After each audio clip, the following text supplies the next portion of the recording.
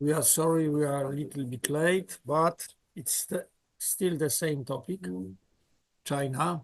We'll start with Professor Wang Wen. Wang Wen. Hi, my name is Wang Wen from Chongyang Institute for Financial Study, Renmin University of China. Thank you very much for the invitation, Professor Novik. Thank you for giving me such a great opportunity to share my views on China's high-tech policies and the relationship between China and the United States. I would first like to talk about the threat of high-tech hegemony to global security. Of course, the first thing I want to say is that high tech brings people a lot of convenience. But on the other hand, the intelligence technology revolution is forming a new technological divide or gap. This requires great vigilance.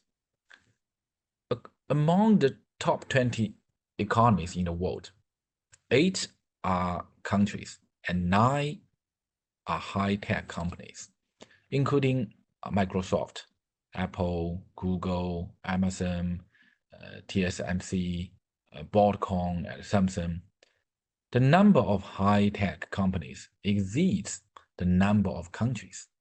More importantly, the power of high-tech company has surpassed that of the vast majority of countries in the world. High-tech companies manipulate the thinking of the vast majority of the world's population, even manipulate election through data algorithm and information communication. Many pieces of evidence have showed that the US government is collaborating with high-tech companies to form a new technological hegemony. The US has established over 600 military bases worldwide and is monitoring the entire world, including potentially every one of us now. In this hierarchy structure of high-tech hegemony, Europe and Japan have both become weak countries.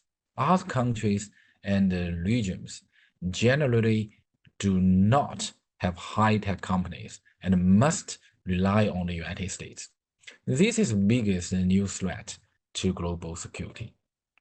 I don't know whether you know a new term called cognitive warfare, which refers to the use of high technology to influence people's cognition and thinking.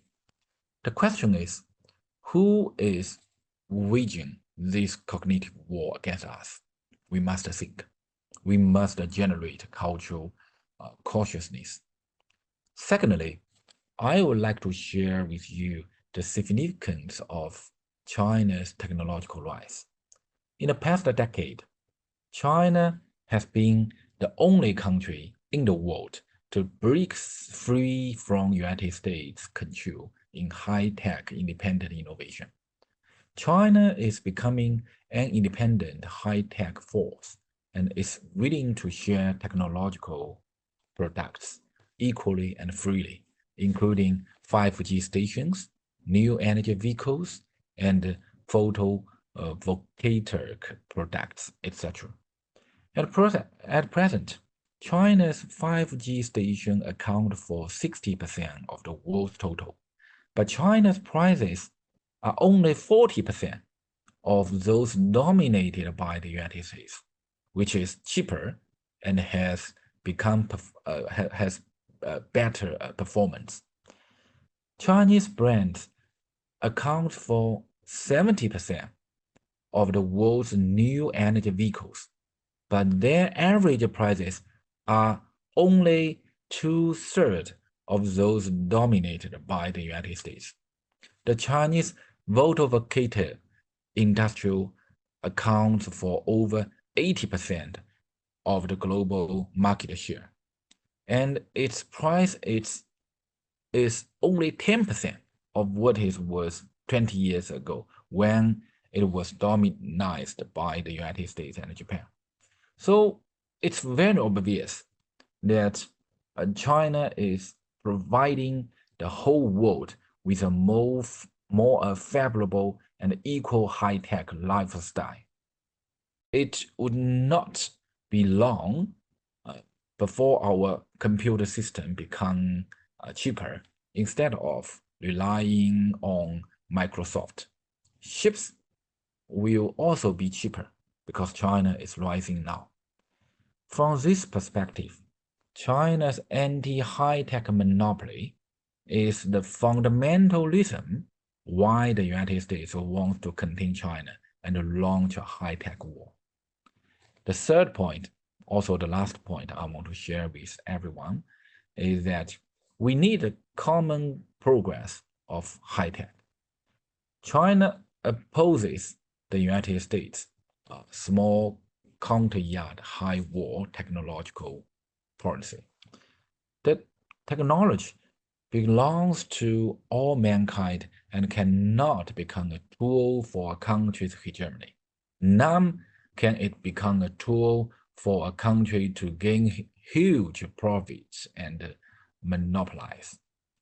Now, China invests $150 billion annually in the world, making it one of the largest outward investors in the world, with a significant portion of this investment coming from industrial and technological sectors.